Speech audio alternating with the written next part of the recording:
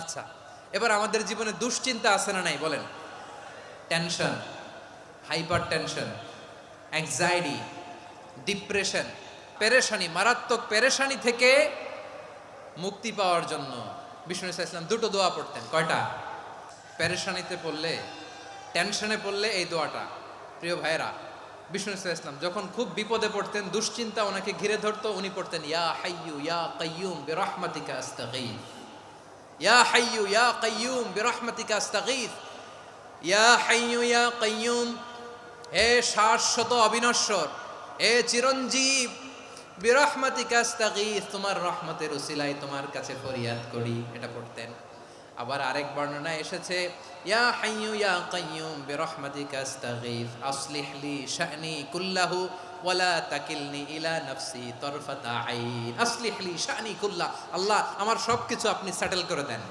আমাদের সব ঝামেলা সেটেল করে দিতে পারে কে? আমরা তো সেটেলমেন্টের জন্য এসপি সাহেবের কাছে যাই, ডিসি সাহেবের কাছে যাই, অমুক ভাইয়ের কাছে যাই, তমুক ভাইয়ের কাছে যাই। এই দোয়া পড়লে আরশের উপর থেকে আপনার ম্যাটার সেটেল করে দিবে কে? তাহলে পড়বেন ইয়া হাইয়ু, হে চিরঞ্জীব। হাইয়ু মানে চিরঞ্জীব, যিনি চিরকাল বেঁচে থাকবেন, মরবেন না। আল্লাহ মরবেন? তার কোনো লয় আছে? ক্ষয় আছে? 2 নম্বরে বিশ্বনবী মারাত্মক বিপদে পড়লে আরেকটা দোয়া পড়তেন, আল্লাহুম্মা ইন্নী আবদুক। আগে দোয়াটা পড়ি, শুনেন।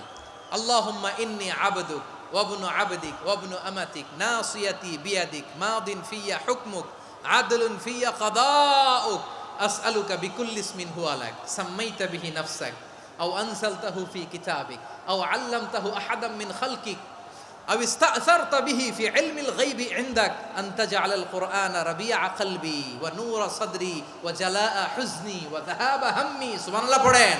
বিষ্ণুই বলতেন আল্লাহুম্মা ইন্নী আবদুক, ও আল্লাহ আমি আপনার গোলাম, ওয়াবনু আবদিক, গোলামের ঘরের গোলাম, ওয়াবনু আমাতিক, বাদির ঘরের গোলাম। মানে আল্লাহ আমি আপনার গোলাম, আমার বাবা আব্দুল্লাহ ছিল আপনার গোলাম, আমার মা আমিনা ছিল আপনার বাদী। মানে আমরা গোলাম বংশের, সব গোলাম।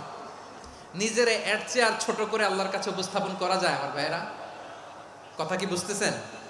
নিজেকে এর চাইতে ছোট, নগণ্য আর তুচ্ছ করে আল্লাহর সাথে প্রেজেন্ট করা যায়?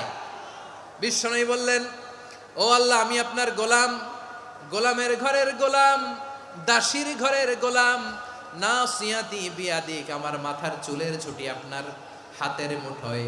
আপনি ডানে টান দিলে আমি ডানে যেতে বাধ্য, আপনি বাঁয়ে টান দিলে বাঁয়ে যেতে বাধ্য। সুবহানাল্লাহ বলেন।